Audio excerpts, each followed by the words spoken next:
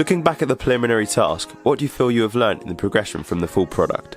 The preliminary task, being my music magazine, was a great help when it came to my final product. By creating a front cover of a school magazine, I managed to get a feel for what a real magazine feels and looks like. So therefore, my preliminary task greatly affected the way that my full product looks now. I had to research different forms and conventions of a normal magazine to help me in my preliminary task. And when it came to my final task, these forms and conventions I learnt from my preliminary task helped me in the creation of my final product. An example is the position of the masthead, the idea of colour schemes representing social groups and representing the audience, and the location of where things are normally found, like the barcode being at the bottom and the cover lines being at the side. The preliminary task was also a great help when it came to Photoshop. As like I said in my last video, I had no experience when it came to Photoshop, and from the preliminary task, I managed to improve at the software. It took me quite a while to do the preliminary task, as I had to go through every single step methodically, and each time learn something different. But when it came to my final product, I also managed to maintain that knowledge that I had from my preliminary task, so I could create things quickly and effectively.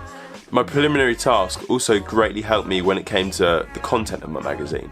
As from researching loads of different magazines, I realised that they're all worded very specifically to attract the audience. So my preliminary task really helped out when it came to planning what to write, as I knew that it would have to be very specific to the audience to appeal to them and gain more customers. Like I said, the preliminary task did take quite a long time, and this helped me when it came to planning my time later on in the product, as I knew that the Photoshop process would take a long time, so I could plan ahead and start the Photoshop production earlier rather than later.